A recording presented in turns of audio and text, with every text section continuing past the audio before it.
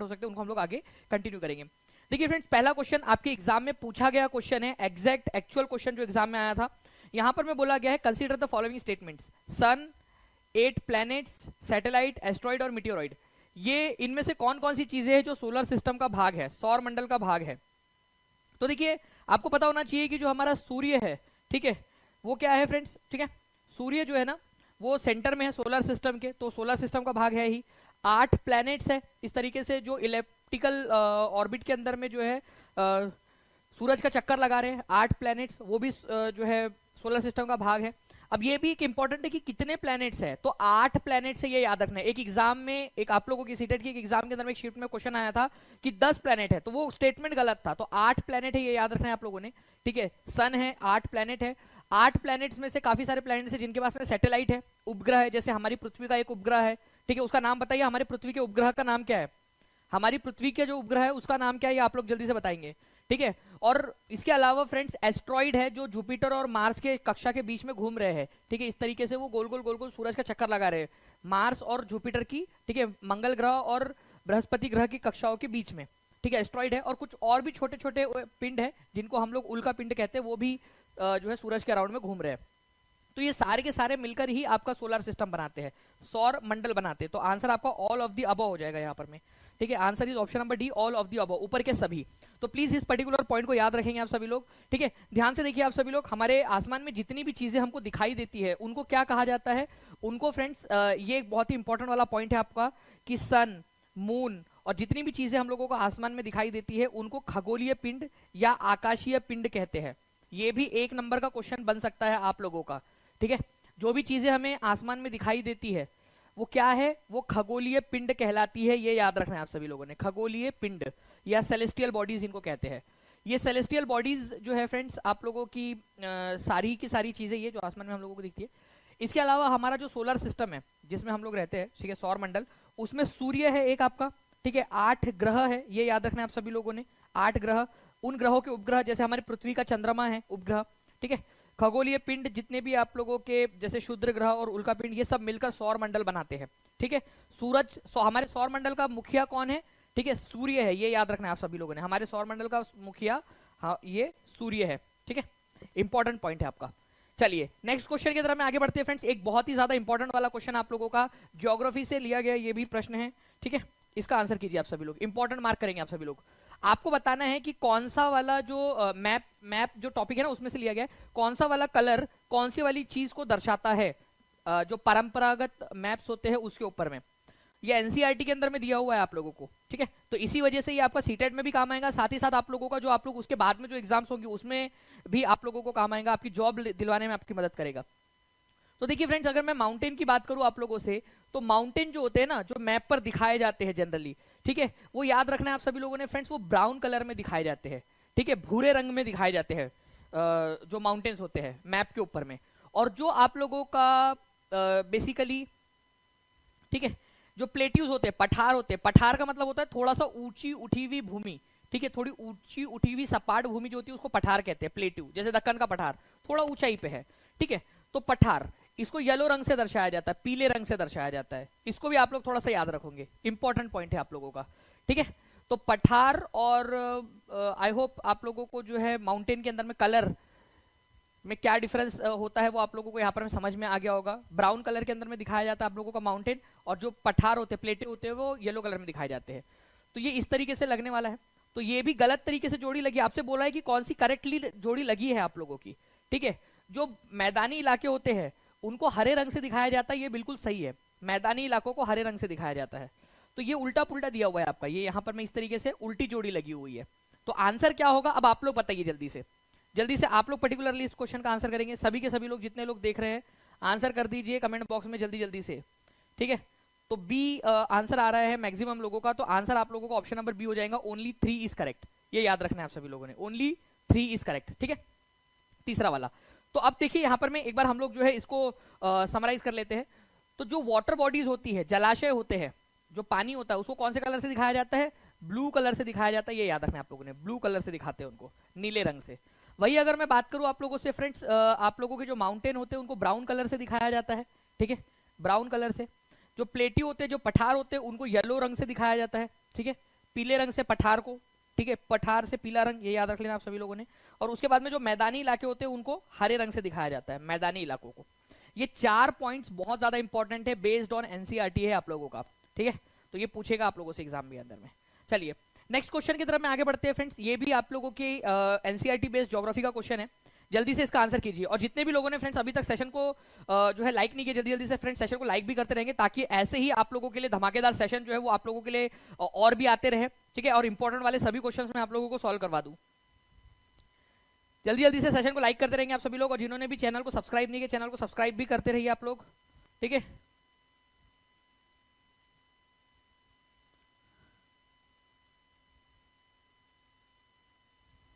जी तो देखिए अगर मैं बात करूं आप लोगों से फ्रेंड्स, यहां पर मैं इस पर्टिकुलर क्वेश्चन का, it requires 210 Frost free days and bright sunshine for its growth, ठीक है। कपास की फसल के बारे में दिया गया है कि इसके विकास के लिए 210 पाले से मुक्त दिन और तेज धूप की आवश्यकता होती है, ठीक है। 210 दिन जो है आपको पाला मुक्त दिवस की आवश्यकता होती है, ऐसा बोल रहा है ये। पाला मुक्त दिवस का मतलब होता है कोहरा वगैरह नहीं चाहिए उसके अंदर में, मतलब हवा में नमी वगैरह कोहरा वगैरह नहीं चाहिए होता है, ठीक है। तो 210 दिन, ठीक है, 210 डेज जो है कोहरा मुक्त दिवस चाहिए होता है उसको, और ब्राइट सनशाइन चाहिए होती है अगर उसको अच्छे से उगना है तो, ठीक है। 210 दिन, ठीक है, कोहरा मुक्त दिवस, पाला रहित या पाला मुक्त आप लोग इसको बोलते हो हिंदी में। हैवी रेनफॉल की जरूरत होती है, ठीक है, इसके लिए रेतीली मिट्टी की आवश्यकता होती है। तो सबसे पहली बात तो रेतीली मिट्टी की आवश्यकता नहीं होती, ध्यान से समझिए आप सभी लोग फ्रेंड्स। सैंडी सॉइल के अंदर में नहीं उगता ये उगता है आप लोगों का ब्लैक सॉइल के अंदर में, काली मिट्टी में, ब्लैक सॉइल या फिर एलुवियल सॉइल के अंदर में उगता है, एलुवियल, ठीक है, जलोढ़ मिट्टी में। तो ये रेतीली मिट्टी नहीं होती, काली मिट्टी या फिर आप लोगों की जो जलोढ़ मिट्टी होती है ना उसके अंदर में अच्छे से उगता है जलोढ़, ओके, जलोढ़ मिट्टी के अंदर में अच्छे से उगता है, ये याद रखेंगे आप सभी लोग। तो अब जहां जहां सी है, पहले बात तो उसको काट दो आप लोग, ठीक है, जहां सी है उसको काट दीजिए, ठीक है। तो सी जहां पर मैं सही बोला है उसको काटो, ये यहां पर मैं सी बोला है, सी इज ट्रू, काट दो।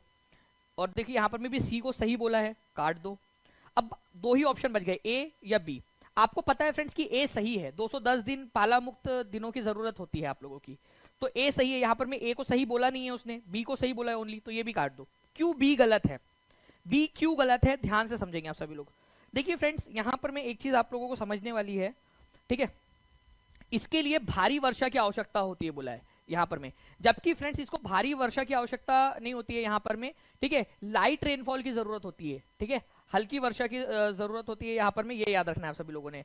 तो हल्की वर्षा की जरूरत होती है, ना कि भारी वर्षा की जरूरत होती है। तो यहां पर मैं हाई रेनफॉल बोलकर जो भारी वर्षा है कपास के लिए, ये बोलकर गलत कर दिया है इसको इसने, समझे आप लोग। ऐसे क्वेश्चन एग्जाम के अंदर में पूछे जाएंगे आप लोगों से, ओके। चलिए thank you very much. R S Nature ji बोल रहे हैं कि दानिशर की वजह से मैंने सीटेट पास की हूँ, आपकी खुद की मेहनत की वजह से की है यहाँ पर में आर एस जी आपने, ठीक है। तो ऐसे ही सभी लोग जितने भी लोग मेहनत करेंगे उनका भी क्लियर होता जाएगा। तो यहाँ पर में बी और सी गलत है आप लोगों का, तो ए इज करेक्ट, तो ओनली ए इज ट्रू, यहाँ पर में आंसर हो जाएगा। ये कभी भी मैं आप लोगों से फ्रेंड्स रिवीजन के रूप में पूछ सकता हूँ, तो सभी लोग तैयार रहेंगे और एग्जाम के लिए इसको चाहो तो आप इसका स्क्रीनशॉट ले लो, या फिर अगर आप लोग कहोगे तो मैं बहुत जल्द आप लोगों के लिए इसकी एक टेस्ट भी लगा दूंगा। जितने भी आप लोगों को टॉपिक्स मैंने पढ़ाया, जितने भी कंटेंट आपको पढ़ाया अब तक, उसकी हम लोग पूरी की पूरी टेस्ट कर लेंगे एक साथ, ठीक है। चलिए तो कॉटन जो है आप लोगों का ब्लैक सॉइल के अंदर में अच्छे से उगती है फ्रेंड्स, और कई कई जगह पे आप लोगों को जो है हायर जो बुक्स है उसके अंदर में एलुवियल सॉइल भी दिया हुआ है, जलोढ़ मिट्टी, ठीक है, मुख्यतः काली मिट्टी के अंदर में उगती है।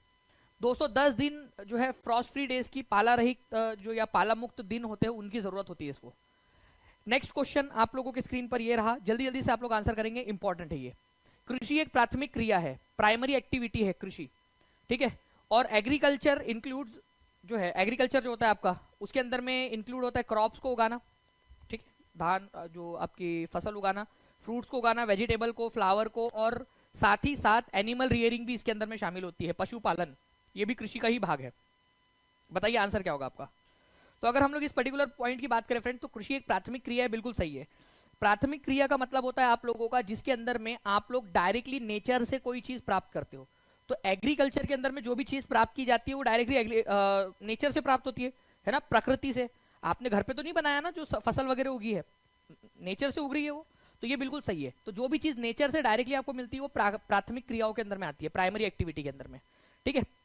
नाउ फ्रेंड्स एग्रीकल्चर की जहां तक बात है, तो एग्रीकल्चर के अंदर में केवल फसल उगाना नहीं होता है आप लोगों का, कि आप लोगों ने जो है फसल उगा ली। फल उगाना, सब्जियां, फूल, ये सब उगाना तो इंक्लूड है ही, साथ ही साथ जो पशुपालन होता है आप लोगों का, वो भी एग्रीकल्चर की कैटेगरी के अंदर में ही आता है। तो रियरिंग ऑफ लाइव स्टॉक, पशुपालन जो है वो कृषि की कैटेगरी के अंदर में ही आता है और प्राइमरी एक्टिविटी है, ये याद रखेंगे आप सभी लोग। जो पशुपालन है वो भी खेती के अंदर में ही आता है, कृषि के अंदर में आता है और प्राइमरी एक्टिविटी का पार्ट है, ये आप लोगों ने याद रखना है, बहुत ही इंपॉर्टेंट है आप सभी लोगों का। ठीक है, चलिए, तो आंसर क्या होगा इस पर्टिकुलर क्वेश्चन का? आंसर जो है आप लोग बताइए आपके हिसाब से आंसर क्या है, क्योंकि आप लोग जब आंसर करोगे ना, सोच समझ के आंसर करोगे। यहाँ पर मैंने अभी एक्सप्लेनेशन दे दिया आपको, जब आप आंसर करोगे यहाँ से तो आपके सबकॉन्शियस माइंड में वो चीज चली जाएंगी और लंबे समय तक आप उसको याद रख पाओगे, आपका एक जो है ना एसेट बन जाएगा ये नॉलेज आपके लिए। तो आंसर क्या होगा आप लोगों का? आंसर जो है फ्रेंड्स आपका होगा कि दोनों के दोनों जो है वो बिल्कुल सही है। ठीक है, both A and B are true, दोनों के दोनों सही है। ठीक है, चलिए नेक्स्ट क्वेश्चन की तरफ मैं आगे बढ़ने से पहले मैं आप लोगों को थोड़ा सा फ्रेंड्स और भी जो चीजें उनके बारे में भी बताना चाहूंगा। जैसे कि प्राइमरी एक्टिविटी के बारे में मैंने आपको बताया कि डायरेक्टली नेचर से प्राप्त होता है, आप लोगों को प्रकृति से प्राप्त होता है। तो कृषि हो जाए आप लोगों का, चाहे फिशिंग हो जाए, इसके अलावा एक चीज होती है माइनिंग। ठीक है, खनन। आप बताइए खनन को आप लोग किस में रखोगे? ठीक है, खनन, खनन का मतलब होता है आपका खदानों में से कोई मिनरल्स को निकालना, कोयला निकालना या कोई और जो मटेरियल्स है वो निकालना आप लोगों का। तो वो आपका प्राइमरी एक्टिविटी में आएगा, क्योंकि आप नेचर से उसको एक्सट्रैक्ट कर रहे हो, नेचर से उसको निकाल रहे हो। तो जो खनन होता है आप लोगों का वो प्राइमरी एक्टिविटी का पार्ट है, प्राथमिक क्रियाओं का पार्ट है। वही अगर मैं सेकेंडरी क्रियाओं की बात करूं, जो सेकेंडरी एक्टिविटीज होती है उसके अंदर में आप क्या करते हैं, प्राइमरी एक्टिविटी से, प्राथमिक क्रियाओं से जो आप लोगों को चीजें मिलती है उसको आप प्रोसेस करते हो, उसका जो है प्रसंस्करण करते हो और उससे जो नई चीज बनती है वो आपकी सेकेंडरी एक्टिविटी का प्रोडक्ट होता है। जैसे कि स्टील बनाना। अब स्टील बनाना कैसे? क्योंकि स्टील जो है डायरेक्टली आपको नेचर से नहीं मिलता, इसको आयरन में, कोयला, आयरन के अंदर में आप लोगों का कार्बन डाला जाता है, क्रोमियम डाला जाता है, ठीक है, और अलग अलग प्रकार के उससे स्टील बनाए जाते हैं। तो स्टील मैन्युफैक्चर किया जाता है डायरेक्टली। स्टील कहीं ऐसी नहीं होती कि स्टील की खदानें हैं आपको मिली है, स्टील फैक्ट्रीज में बनता है आपका। ठीक है, तो ये सेकेंडरी एक्टिविटी का पार्ट हो गया। ठीक है, ब्रेड, ब्रेड कहीं पे आपने देखा कि खेत में उगते हुए? नहीं। आपने मान लीजिए कि गेहूं उगाया और उससे फिर ब्रेड बनाया, तो वो ब्रेड जो है आपने फैक्ट्रीज में बनाया, उसको प्रोसेस, प्राइमरी चीज को लेकर प्रोसेसिंग की आपने। टर्शरी एक्टिविटी जो है उसके अंदर में आता है आप लोगों का फ्रेंड्स जो सर्विस होती है, जो सर्विसेज है, जो प्राइमरी और सेकेंडरी को सपोर्ट दे रही होती है। जैसे कि प्राइमरी एक्टिविटी में हमने जो है चावल उगाया और उसको सेकेंडरी एक्टिविटी के लिए आप लोगों ने भेज दिया फैक्ट्री में, तो वो ले जाने के लिए ट्रांसपोर्ट की जरूरत पड़ेगी ना, ठीक है, परिवहन की जरूरत पड़ेगी। ठीक है, कई व्यापारी लगेंगे जो खरीदेंगे बेचेंगे। ठीक है, तो ये सब क्या है, टर्शरी एक्टिविटी के अंदर में आता है, जो सर्विस होता है आप लोगों का। एक क्वेश्चन है आपका, इसका आंसर कीजिए आप सभी लोग, एग्जाम में आया हुआ क्वेश्चन है आपका। ठीक है, नहीं श्वेता जी आज 1 बजे नहीं हुई थी क्लास, जल्दी बताइए यहां पर। मैं 500 के करीब लोग यहाँ पर में हमारे साथ में जुड़ गए फ्रेंड्स। जल्दी जल्दी से सेशन को लाइक भी करते रहेंगे ताकि ऐसे ही मोटिवेशन के साथ में और एनर्जेटिक तरीके से आप लोगों के लिए बहुत सारे और भी क्वेश्चंस करवा दिए जाए।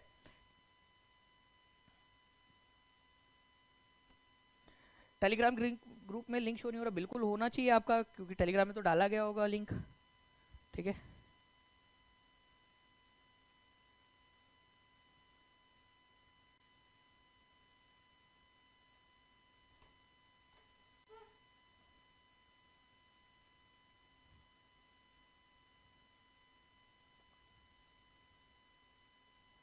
ठीक है।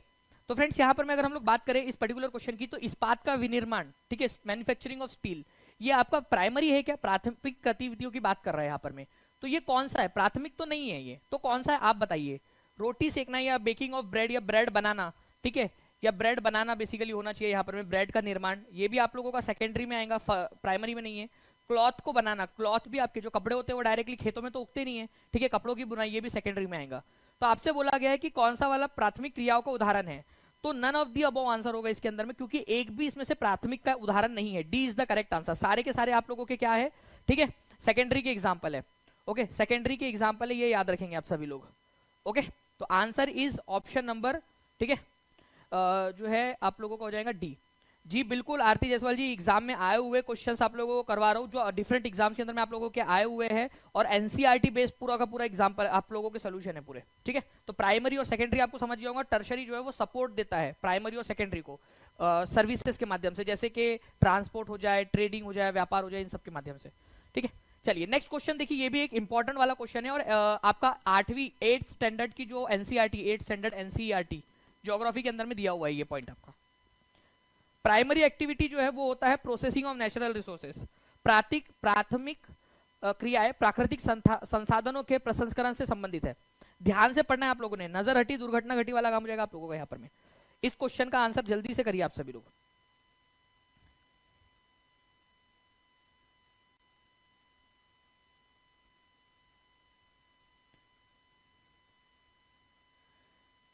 रोशनी भारती जी क्या लगता है आपको?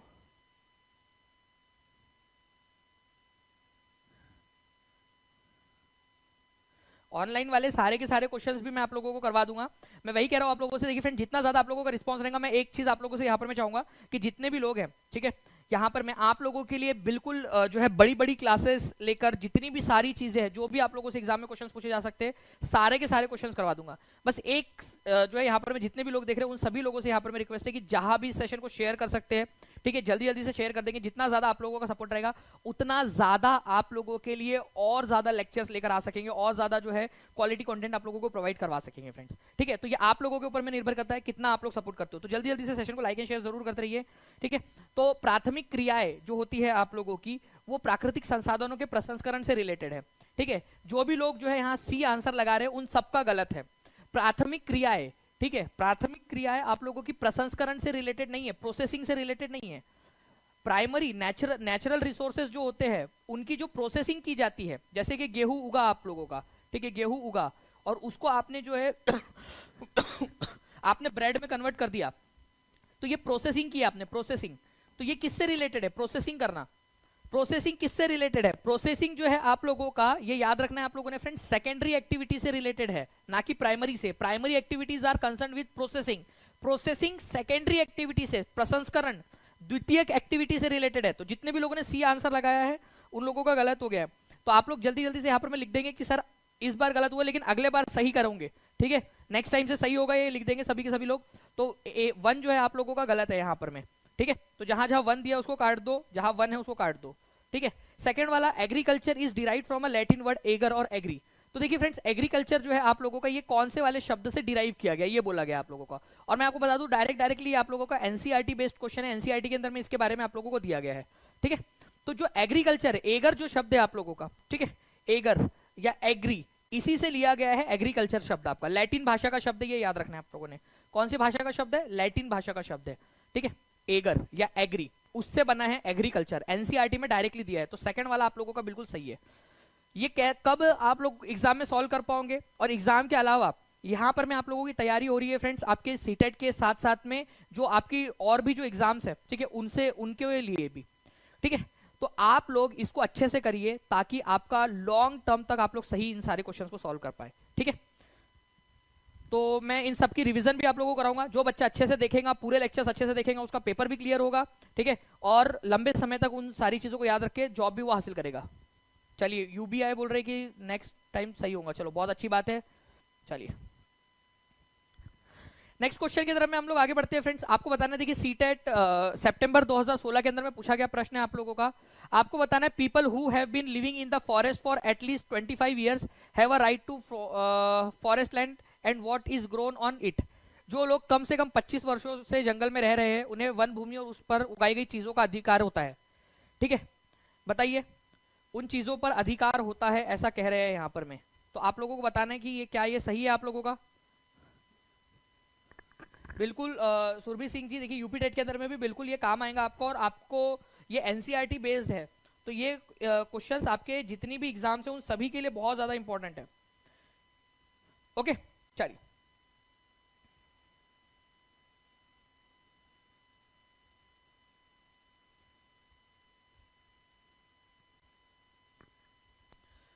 तो आंसर करिए जल्दी जल्दी से आप लोग। जो लोग कम से कम 25 वर्षों से जंगल में रह रहे हैं उन्हें वन भूमि और उस पर उगाई गई चीजों पर अधिकार होता है। तो आंसर क्या हो जाएगा फ्रेंड्स? यहाँ पर मैं आप लोगों का कौन से वाले यह अनिवार्य है, ठीक है, ये कौन से वाले जो है एक्ट से लिया गया है, ये आप लोगों से क्वेश्चन पूछा गया है, कौन से एक्ट से लिया गया है। तो right of the forest act 2007 के अंदर में इसमें चेंज किया गया था। Right of the forest act 2007, ठीक है, right of the forest act 2007, B is the correct answer. मैं आप लोगों को इसके बारे में बता देता हूँ जो एनसीईआरटी में दिया हुआ है इससे रिलेटेड। जो लोग कम से कम 25 वर्षों से जंगल में रह रहे हैं उन्हें वन भूमि का अधिकार है, और उस पर जो भी उगाया जाएगा, मतलब मान लीजिए कि आप 25 सालों से उसी जंगल में रह रहे हो, ठीक है, तो आप लोगों को उस जंगल में उगाई गई जो उगी हुई चीजें होंगी उसका अधिकार आप लोगों के पास में रहेगा। तो आपको चाहिए कि जंगल के ऊपर में कौन कब्जा करना चाहता है? कोई है जो जंगल पे कब्जा करना चाहता है? अगर जंगल पर कब्जा करना चाहते हो तो कर लीजिए आप जंगल पे कब्जा, ठीक है, 25 साल तक रहना पड़ेगा, लेकिन तो 25 साल तक जंगलों में रहना पड़ेगा आप लोगों को, ठीक है।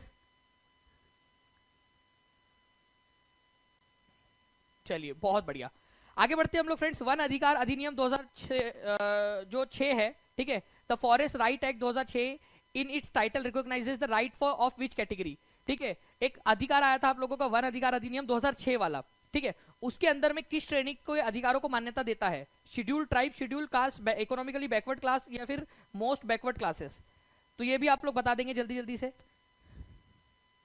इस पर्टिकुलर क्वेश्चन का आंसर भी बता दीजिए कि किसके बारे में यहां पर मैं बात करता है। द फॉरेस्ट राइट एक्ट, ठीक है, आपका किसको अधिकार किसके बारे में बात करता है जनरली? तो यहां पर में जो है फ्रेंड ट्राइबल राइट्स एक्ट के नाम से भी जाना जाता है इसको, क्योंकि यहां पर में जो शेड्यूल्ड ट्राइब्स होते हैं, एसटी लोग होते हैं, क्योंकि ट्राइब का मतलब भी होता है जंगल में रहने वाले लोग, ठीक है, जनजाति, जंगलों में रहने वाले लोग, ओके।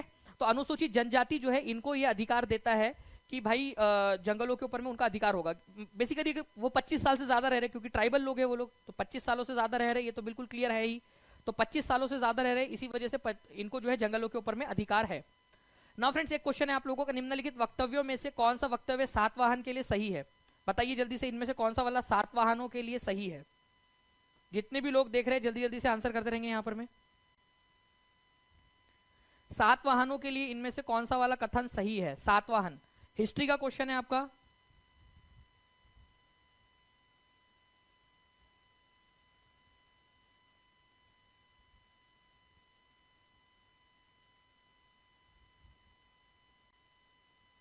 ठीक है, तो सातवाहन जो है पावरफुल थे सदर्न इंडिया में। सातवाहन जो है उनको लॉर्ड ऑफ दक्षिणापथ भी कहा जाता था, ठीक है। सातवाहन जो है उन्होंने अपनी आर्मी को नॉर्थ कोस्ट के ऊपर में भेजा, हमारे भारत के उत्तरी कोस्ट पर। हमारे भारत में यहाँ उत्तर में कहां पर में कोस्ट है भाई, कहां पर में तट है ही नहीं यहाँ पर में कोई भी तट, तो ये वाला तो बिल्कुल गलत है। शिव स्कंद सतकर्णी जो है सबसे इंपॉर्टेंट शासक थे, गलत। शिव स्कंद सतकर्णी नहीं, ठीक है। कौन थे सबसे ज्यादा इंपॉर्टेंट वाले शासक? तो यहाँ पर मैं आप लोग सबसे पहले तो देखिए जो सातवाहन थे ये पश्चिम भारत और दक्षिण भारत, पश्चिमी जो ये इलाका था वहां के सबसे ज्यादा पावरफुल शासक थे, ठीक है, ना कि अकेले सदर्न इंडिया के, ठीक है। तो यहाँ पर मैं पश्चिम दक्षिण पश्चिम होना चाहिए आप लोगों का। सातवाहन जो है इनको दक्षिणापथ के स्वामी के रूप में जाना जाता था, क्योंकि दक्षिण के तरफ जाने वाला जो रास्ता था उसके स्वामी थे ये, दक्षिण के तरफ जाने वाले रास्ते के स्वामी। तो दक्षिण पथ, पथ का मतलब क्या होता है? रास्ता, तो दक्षिण पथ के तरफ में जाने वाले रास्ते के स्वामी या अधिपति, तो बी आप लोगों का सही है, ठीक है। तो आपका इनका सबसे जो है सबसे इंपॉर्टेंट वाला राजा कौन सा था? तो गौतमी बाला श्री जो थी, ठीक है, उनका बेटा, ठीक है, गौतमी पुत्र श्री सतकर्णी। देखिए इनकी मम्मी के नाम पर इनको गौतमी पुत्र कहा जाता था, गौतमी बालाश्री का बेटा था, तो गौतमी पुत्र श्री सतकर्णी ये सबसे इंपॉर्टेंट वाला सातवाहन शासक था, गौतमी पुत्र श्री सतकर्णी, गौतमी पुत्र श्री सतकर्णी, ठीक है। उन्होंने जो है फ्रेंड्स अपनी आर्मी को ईस्ट वेस्ट और साउथ में भेजा, लेकिन उत्तर में तो कोई कोस्ट है ही नहीं हमारा, ठीक है। तो ये याद रखना आप लोग उत्तर की तरफ कैसे भेजेंगे। दक्षिणापथ के स्वामी के रूप में इनको जाना जाता था, दक्षिण की तरफ में जाने वाले रास्तों की तरफ का स्वामी। मुगलों ने अपने मंगोल वंश की तुलना में अपने तैमूरिड वंश पर अधिक जोर दिया। मुगल लोग जो थे अपने मंगोल वंश की तुलना में, मंगोल एक्चुअली क्या था ना कि जो बाबर था, ठीक है, वो फादर के तरफ से, अपने फादर के तरफ से जो है तैमूर वंश का था, तैमूर, ठीक है, और अपनी मदर के साइड से जो माता के तरफ से जो है वो मंगोल वंश का था, मंगोल, ठीक है।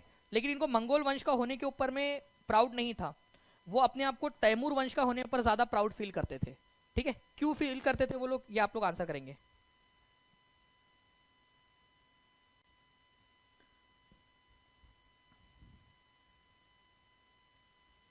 चलिए तो आंसर कर देंगे फ्रेंड्स आप लोग जल्दी जल्दी से। देखिए उन लोग अपने आप को जो है मंगोल वंश से जोड़कर नहीं देखना चाहते थे, क्योंकि मंगोल लोगों की जो छवि थी, ठीक है, वो उज़्बेक लोगों से थी, ठीक है। वन ऑफ देयर कॉम्पिटिटर्स जो उज़्बेक लोग थे वो कॉम्पिटिटर्स थे, ठीक है, ये याद रखना है आप सभी लोगों ने, ठीक है। उज़्बेक लोगों से, उज़्बेक जनजाति से था बाबर जो है वो उज़्बेक मतलब बेसिकली जो बाबर था, ठीक है, वो उज़्बेकिस्तान से था, फरगना नाम की जगह से।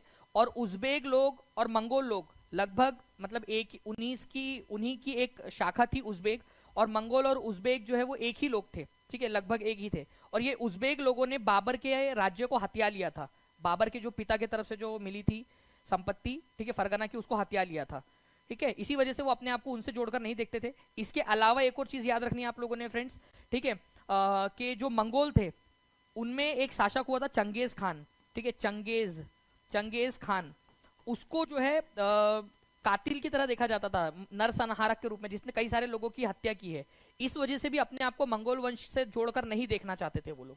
तो यहाँ पर में दो रीजन थे, चंगेज खान की वजह से, चंगेज खान को नरसंहारक के रूप में देखा जाता था भारत में, और दूसरी बात उज़्बेक लोग और मंगोल लोग जो है लगभग एक ही थे, और उज़्बेकों ने ही बाबर के राज्य को हड़प लिया था, ठीक है, इसी वजह से भी। तो यहाँ पर में जो सबसे क्लोजेस्ट आंसर है आप लोगों का वो होगा ऑप्शन नंबर सी आप लोगों का, ठीक है। बाकी वो अपने पिता की तरफ से जो थे, अपने फादर के साइड से जो उनकी 5वीं पीढ़ी थी ऊपर की तरफ में, ठीक है, तैमूर वंश, उससे जोड़कर देखना चाहते थे, क्योंकि तैमूर की एक बड़ी लेगेसी थी भारत में कि तैमूर ने भारत पर हमला किया था, और जो है भारत में उस समय जो दिल्ली सल्तनत थी उसको हराया भी था, ठीक है। तो ये याद रखना है आप लोगों ने। नाउ फ्रेंड, इस क्वेश्चन का आंसर कीजिए आप सभी लोग। 4 आप लोगों को ऑप्शन दिए गए, इनमें से बताना है आप लोगों ने कौन सा वाला कथन सही है। इस पर्टिकुलर क्वेश्चन का आंसर सभी लोग जल्दी जल्दी से कर देंगे।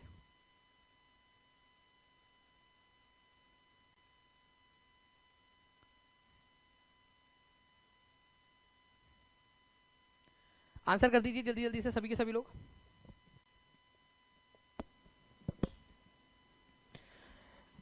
तो temperate deciduous forest are the monsoon forest. जो टेम्परेट डेसिडियस फॉरेस्ट है आप लोगों के, वो मॉनसून फॉरेस्ट के नाम से जाने जाते हैं। Tropical deciduous forest are found in large part of India, ठीक है। जो दृढ़ कास्ट वृक्ष जैसे रोजवुड और आबनूस जो होते हैं, ठीक है, वो शीतोष्ण सदाबहार वनों में पाए जाते हैं। Tropical forest are also called taiga. Tropical जो फॉरेस्ट होते हैं उनको टैगा के नाम से भी जाना जाता है, ठीक है। तो देखिए फ्रेंड्स, अगर हम लोग यहाँ पर में बात करें इस पर्टिकुलर क्वेश्चन की, तो इस क्वेश्चन के अंदर में आप लोगों से बोला गया है कि टेम्परेट डेसिडुअस फॉरेस्ट को, मतलब कि शीतोष्ण पर्णपाती वन जो होते हैं उनको मानसून वन कहा जाता है, जो कि गलत है आपका। ट्रॉपिकल डेसिडुअस जो फॉरेस्ट होते हैं, जो ट्रॉपिकल क्षेत्र में पाए जाते हैं, 2 प्रकार के वन पाए जाते हैं यहाँ पर में। अगर वो हमेशा हरे भरे है, ठीक है, हमेशा हरे भरे है, तो उनको ट्रॉपिकल एवरग्रीन कहा जाएगा, ट्रॉपिकल एवरग्रीन कहा जाएगा। लेकिन अगर मान लीजिए वो वन कभी कभी जो है हरे भरे रहते हैं, ठीक है, हमेशा नहीं रहते, एक खास मौसम के अंदर में ही हरे भरे रहते हैं वो, तो उनको ट्रॉपिकल डेसिडुअस कहा जाएगा, ट्रॉपिकल डेसिडुअस, ठीक है, डेसिडुअस। अब ये डेसिडुअस का मतलब ही क्या होता है? डेसिडुअस का मतलब ही होता है फ्रेंड्स आपका पर्णपाती, जो पत्ते गिरा देते हैं और एक खास मौसम में ही हरे भरे रहते हैं, ठीक है।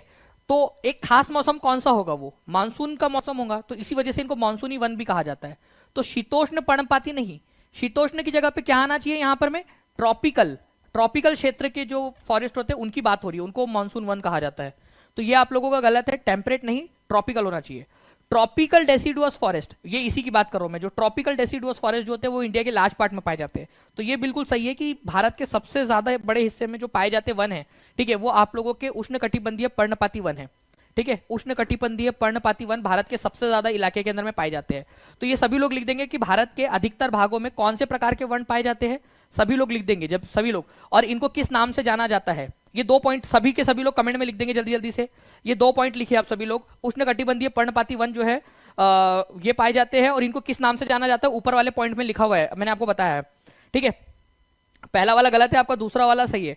हार्डवुड लाइक जो है रोजवुड, एबोनी, ये टेम्परेट एवरग्रीन फॉरेस्ट जो है उनके एग्जाम्पल है, बोल रहा है यहाँ पर में, ठीक है, टेम्परेट एवरग्रीन फॉरेस्ट के, ठीक है।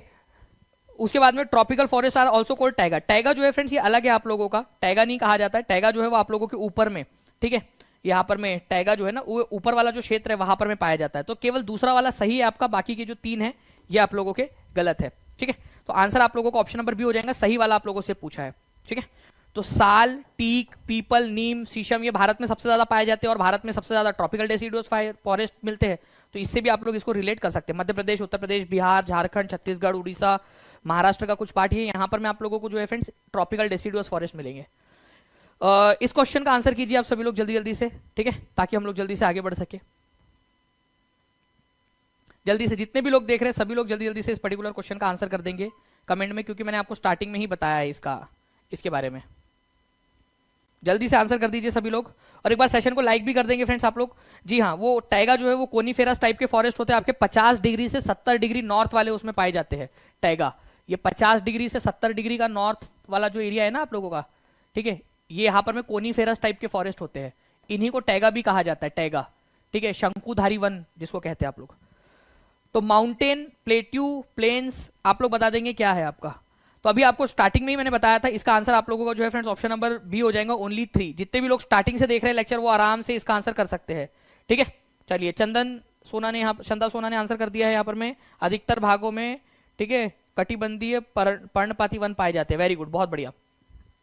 तो इसका आंसर क्यों होगा, क्योंकि ब्लू कलर जो है फ्रेंड्स आपका वाटर बॉडीज के लिए, ब्राउन जो है वो माउंटेन के लिए, जो भूरा रंग होता है वो पर्वतों के लिए इस्तेमाल होता है, पीला रंग जो है वो पठारों के लिए इस्तेमाल होता है, और ग्रीन कलर मैदानी इलाकों के लिए।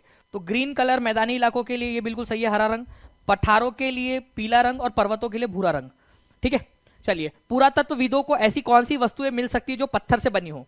ध्यान से समझना, एनसीईआरटी बेस्ड क्वेश्चन है आपका, एनसीईआरटी, ठीक है, 6th स्टैंडर्ड का हिस्ट्री के अंदर में दिया हुआ है ये, ठीक है। बताइए, पुरातत्वविदों को ऐसी कौन सी वस्तुएं मिल सकती है जो पत्थर से बनी हो। पुरातत्वविद का मतलब होता है जो पुरानी चीजों को खोजते हैं, उनको आर्कियोलॉजिस्ट कहा जाता है, ठीक है। जल्दी से इसका आंसर कर देंगे आप सभी लोग।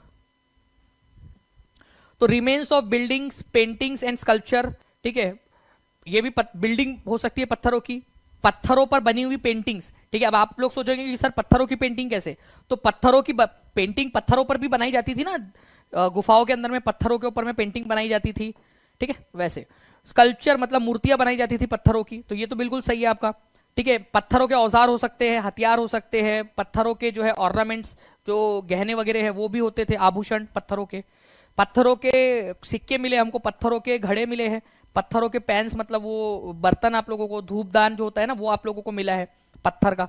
तो ये सारी चीजें आप लोगों को पत्थरों की मिली है, ये याद रखना है आप सभी लोगों ने, ओके। तो हमें पृथ्वी के अंदर में जब हम लोग खुदाई करते हैं, ठीक है, तो पुरातत्वविदों को पत्थर की ये सारी की सारी चीजें मिलती है, आर्कियोलॉजिस्ट लोगों को पत्थरों की बनी हुई पेंटिंग मिली है पत्थरों के ऊपर में, पत्थरों के पॉट्स मिले हैं, पत्थर के बने हुए घड़े मिले, इस तरीके से पत्थरों के हथियार मिले हैं, औजार मिले, पत्थरों के सिक्के मिले, पत्थरों के बिल्डिंग मिली है आप लोगों को पत्थरों की, पत्थरों के गहने आभूषण मिले हैं। तो ये सारी चीजें मिली है आपको पत्थरों से बनी हुई। और आज भी आर्कियोलॉजिस्ट जब खुदाई करते हैं तो उनको पत्थरों से बनी हुई काफी सारी चीजें जो है वो जमीन के नीचे से मिलती है, मतलब हमारे जो पूर्वज हैं इन सारी चीजों का इस्तेमाल करते थे।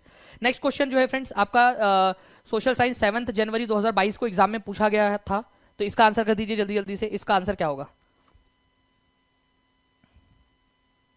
तो देखिए यहां पर में बोला गया है कि it is made up of iron, ठीक है। मेहरौली के अंदर में जो लौह स्तंभ पाया गया वो आयरन का बना है, तो वो तो डायरेक्टली क्वेश्चन आप लोगों का ऑप्शन इसमें ही दिया है आंसर में, तो ए तो सही है ही। और आप लोग देखोगे हर एक ऑप्शन में ए को सही माना गया है, क्योंकि एग्जामिनर ने भी सोच समझ के ऑप्शन बनाया आप लोगों के लिए, ठीक है। अब देखिए यहां पर में आयरन से बना है, बिल्कुल सही बात है, लोहे से बना है। इसकी हाइट जो है 7.8 मीटर है, ठीक है। तो इसकी जो हाइट है ना यहां से यहां तक की 7.8 मीटर की, ये भी बिल्कुल सही है आपका, पहला भी सही है दूसरा भी सही है। ये जो है करीब 1800 साल पहले बना हुआ था, ये कह रहा है कि 1800 साल पहले बनाया गया था, तो ये गलत है आप लोगों का। इसकी डायरेक्ट एनसीईआरटी में दिया हुआ है आप लोगों को कि ये करीब जो है फ्रेंड्स याद रखना है आप लोगों ने 1500 साल पहले जो चंद्रगुप्त द्वितीय था उसके समय में बनाया गया था, तो ये गलत है। आप ये सही है आप लोगों का, दूसरा सही है, तीसरा वाला गलत है आपका। तो जहां जहां सी को सही बोला उसको काट दो, यहाँ सी को सही बोला है काट दो, ठीक है।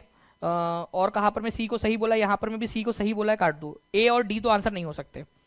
इसका वजन जो है फ्रेंड 3 टन से भी ज्यादा है, ये बिल्कुल सही है। तो ए बी और डी सही है आप लोगों का, ए बी और डी सही है, सी रॉन्ग है, तो आंसर यहां पर में हो जाएगा आपका, ठीक है, option number C. A B और डी सही है, सी जो है वो रॉन्ग है, तो answer is option number B यहां पर में, ठीक है। ये आयरन से बना हुआ है आप लोगों का, ठीक है। इसकी हाइट जो है वो 7.8 मीटर जो है इसकी ऊंचाई है आप लोगों की, इसको याद रखना आप लोग। 7.8 नहीं है फ्रेंड्स, यहाँ पर में 7.2 मीटर की इसकी ऊंचाई है यहाँ पर में, ठीक है। तो यहाँ पर में एक करेक्शन कर लेना आप लोग, ठीक है आपका, क्योंकि ये 7.2 है, ये 7.2 है, ओके। तो 7.2 मीटर इसकी ऊंचाई है, इसकी ऊंचाई जो है कितनी है 7.2 मीटर की है, 7.2 मीटर की इसकी ऊंचाई है, 7.2 मीटर की उसकी ऊंचाई है, ओके। और ये 3 टन से भी ज्यादा भारी वजनी है। तो पहला और चौथा सही है यहाँ पर में, केवल पहला और चौथा, A and D are correct, B और सी जो है गलत है। तो बी क्यों गलत है यहाँ पर मैं एक बार फिर से आप लोगों को बता देता हूं मैं सारा का सारा अच्छे से, ताकि आप लोग ध्यान से इसको एक बार अच्छे से रिवाइज कर लें। देखिए फ्रेंड्स, ये आयरन से बना हुआ है, ये बिल्कुल सही है आप लोगों का, ठीक है। इसकी हाइट 7.8 नहीं है, 7.2 मीटर की है, 7.2 मीटर की है, तो ये आप लोगों का गलत हो जाएगा। ये 1800 साल नहीं, 1500 साल पहले बनाया गया था, 1500 साल पहले, ठीक है, 1500 साल पहले, तो ये भी आप लोगों का गलत हो जाएगा। और इसका वजन 3 टन से भी ज्यादा वजनी है, तो ये चौथा वाला सही है। तो आंसर क्या होगा आपका? A and D are correct, ठीक है, A and D are correct, while B and C are wrong. तो answer is option number B, ठीक है। ऐसे आप लोगों का आंसर होगा ये। तो इसको आप लोग देखिए, मैं इससे रिलेटेड आप लोगों का एक और क्वेश्चन आप लोगों को दिखाता हूँ, इसी से मिलता जुलता एक क्वेश्चन आप लोगों को और करवाता हूँ अभी आप लोगों को लास्ट में, ठीक है, प्रैक्टिस के लिए दूंगा। तो आयरन पिलर जो है दिल्ली में मिलेगा आपको, कुतुब मीनार कॉम्प्लेक्स में, कुतुब मीनार के पास में है, ठीक है। 7.2 मीटर हाइट का है ये, और इसका वजन 3 टन से भी ज्यादा वजनी है। ये 1500 साल पहले बनाया गया था। इसके ऊपर में अगर आप लोग देखोगे फ्रेंड, तो चंद्रगुप्त विक्रमादित्य का नाम आपको देखने के लिए मिलता है, गुप्ता वंश का जो चंद्रगुप्त विक्रमादित्य था। ये क्वेश्चन को, ये पॉइंट को इंपॉर्टेंट मार्क करो आप सभी लोग। किसका नाम लिखा हुआ है इसके ऊपर में? चंद्रगुप्त विक्रमादित्य का नाम लिखा हुआ है, ये आप लोग याद, ये लिख लेंगे सभी लोग। चंद्रगुप्त विक्रमादित्य का नाम मेंशन है इसके ऊपर में, चंद्रगुप्त विक्रमादित्य का, ठीक है। अच्छा, इसमें जंग लगा है क्या? ये लोहे का बना हुआ है, लेकिन क्या इसमें जंग लगा है अभी तक? नहीं। इसमें जंग क्यों नहीं लगा?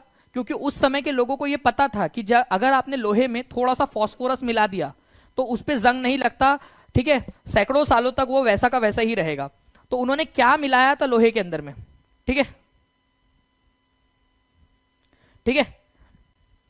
तो ये याद रखना है आप सभी लोगों ने फ्रेंड्स कि इसके अंदर में आयरन में थोड़ा सा फास्फोरस मिला दिया गया था इसके अंदर में, ठीक है, इसी वजह से इसमें अब तक जंग नहीं लगा है। तो एज पर एनसीईआरटी, ठीक है, इसकी हाइट 7.2 मीटर हाइट की है, जो है 3 टन, ठीक है, से थोड़ा सा ज्यादा इसका वजन है, तो ओवर 3 टन इसका वजन है आप लोगों का।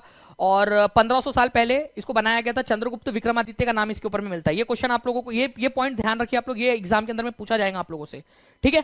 चलिए नाउ फ्रेंड्स, आप लोगों को बताना है 2021 का क्वेश्चन है आप लोगों का। तवा रिजर्वायर एरिया जो है, वहां पर में कुछ लोगों ने अपने अधिकारों की मांग को लेकर ऑर्गेनाइज हुए, वो लोग, ठीक है, इकट्ठा हुए, ठीक है, और संगठित होकर उन्होंने आवाज उठाई अपने अधिकारों को लेकर, अपने आजीविका से संबंधित किस अधिकार को लेकर मांग उठाई थी उन्होंने, ठीक है। क्या उन्होंने बागबानी के अधिकार को लेकर मांग उठाई थी कि उनको बागबानी करने दिया जाए तवा रिजर्वायर के पास में, ठीक है।